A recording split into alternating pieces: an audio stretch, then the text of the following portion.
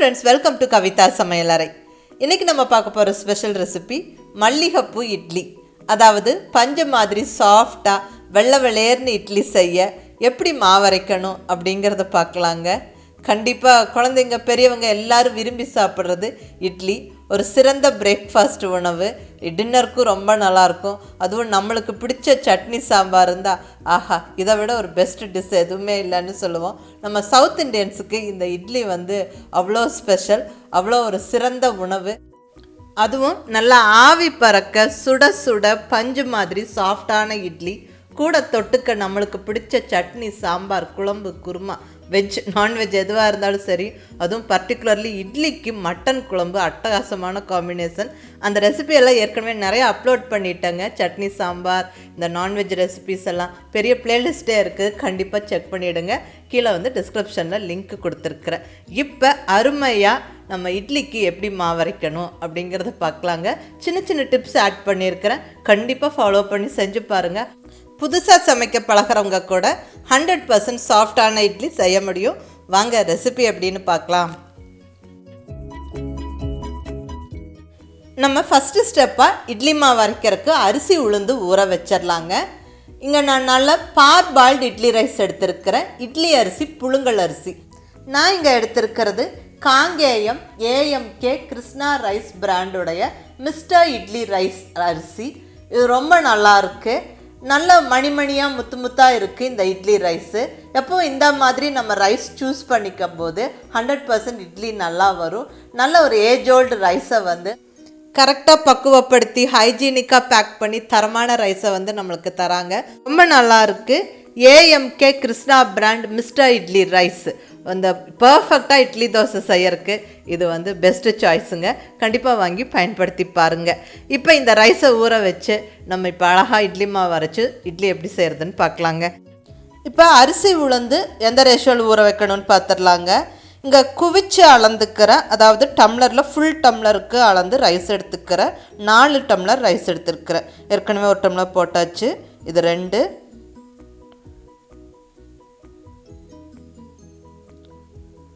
3,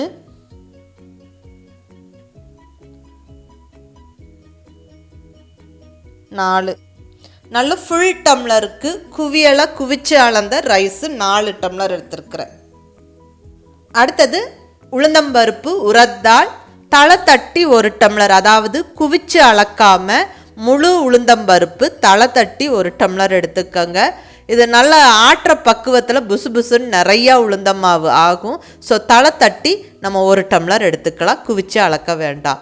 அடுத்தது இது கூடவே 1 டீஸ்பூன் அளவுக்கு வெந்தயம். இப்போ இந்த உளுந்தம்பருப்பை வெந்தயத்தோடு சேர்த்து நல்லா 2 வாட்டி கழுவிட்டு நல்ல தண்ணி விட்டு ஊற வச்சிடலாம். உளுந்தம்பருப்பு 3லேருந்து 4 மணி நேரம் ஊறணும். ஸோ ஊறட்டும். நம்ம தட்டு போட்டு மூடி வச்சிடலாம். அடுத்தது ரைஸு அதே மாதிரி நல்லா ஒரு 2-3 வாட்டி கழுவிட்டு தண்ணி விட்டு நம்ம ஊற வச்சிடலாம். ரைஸும் ஒரு 4 மணி நேரம் ஊறட்டுங்க. அதுக்கப்புறம் நம்ம கிரைண்டரில் சேர்த்து நல்லா அரைக்கணும். இப்போ நம்ம 4 மணி நேரத்துக்கு அரிசி, உளுந்தம்பருப்பு இதெல்லாம் நல்லா ஊற வச்சுருந்தோம். பாருங்கள், உளுந்து நல்லா உப்பி நல்லா ஊறிடுச்சு. அதே மாதிரி ரைஸும் நல்லா ஊறி ரெடியாக இருக்குது. இப்போ கிரைண்டரில் சேர்த்து அரைச்சிடலாம். இப்போ கிரைண்டரில் ஃபஸ்ட்டு நம்ம உளுந்தம்பருப்பு சேர்த்துக்கலாங்க.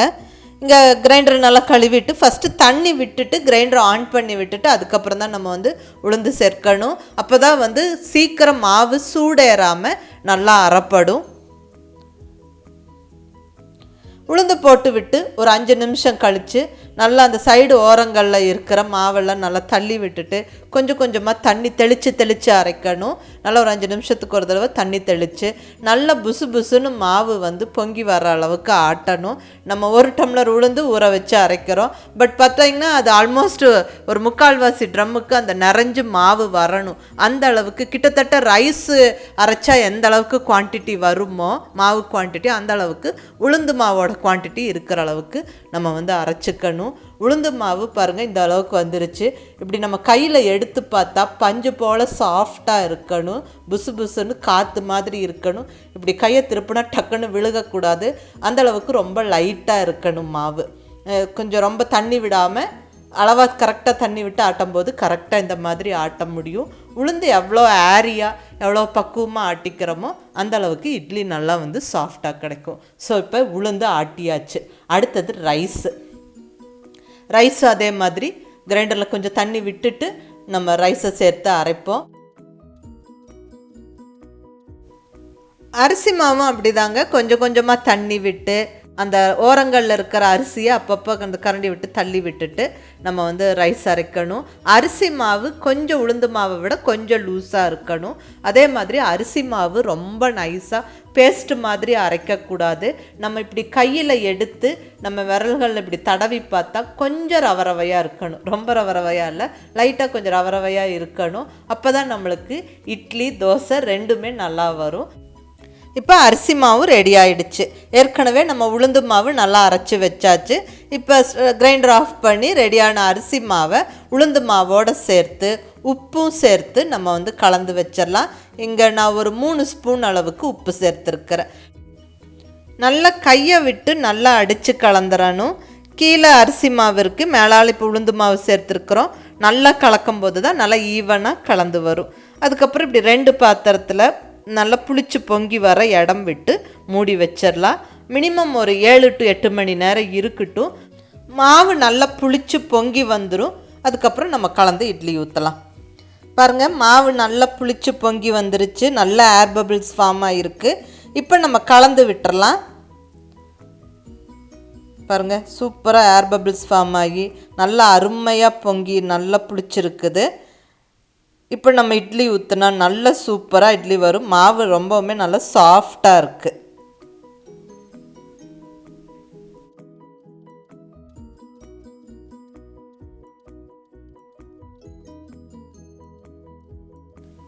இப்போ இட்லியை நம்ம ஸ்டீம் பண்ணி எடுத்துடலாம். இங்கே இட்லி பாத்திரத்தில் ஃபஸ்ட்டு தண்ணி விட்டு நல்லா அது கொதிக்கிறதுக்கு வச்சிடணும். நல்லா தண்ணி கொதித்து வந்ததுக்கப்புறம் நம்ம இட்லி ஊற்றி வச்சாதான் இட்லி நல்லா புசு புசுன்னு சாஃப்டாக வெந்து வரும், நல்லா உப்பலாக வரும். ஸோ தண்ணி கொதிக்கிறதுக்கு வச்சாச்சு. அடுத்தது இட்லி தட்டில் நம்ம மாவை நிரப்பிடலாம். இப்படி ஈரத்துணியை நினச்சி இட்லி தட்டில் போட்டு விட்டு இட்லி ஊற்றி எடுத்தால் அது ரொம்ப அழகாக இருக்குங்க. சாஃப்டாகவும் இருக்கும், அழகாக அப்படி அந்த மோல்டு கரெக்டாக வரும்.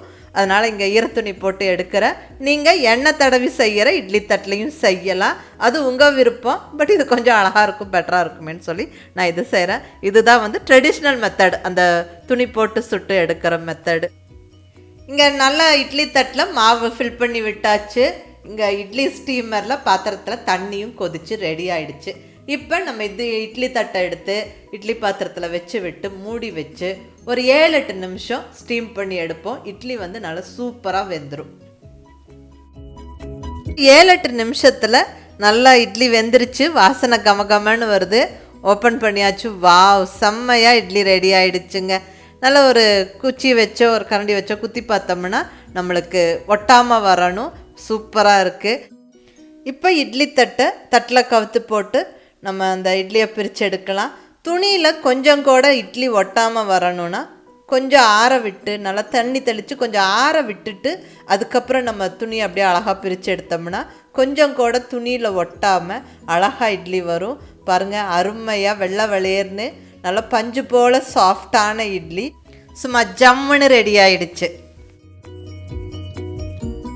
இந்த மாதிரி தரமான இட்லி அரிசி யூஸ் பண்ணி நல்ல பக்குவமாக ஊற வச்சு அரைச்சி நம்ம இட்லி செய்யும்போது 100% நல்ல மல்லிகைப்பூ மாதிரி வெள்ளை வெளியேர்னு சாஃப்டான இட்லி நம்மளுக்கு 100% செய்ய முடியும். AMK கிருஷ்ணா ரைஸுடைய மிஸ்டர் இட்லி பிராண்ட் ரைஸில் செஞ்ச இட்லி சூப்பராக இருக்குங்க. இதே இட்லி மாவில் நல்ல தோசையும் செய்ய முடியும், செஞ்சு பாருங்கள்.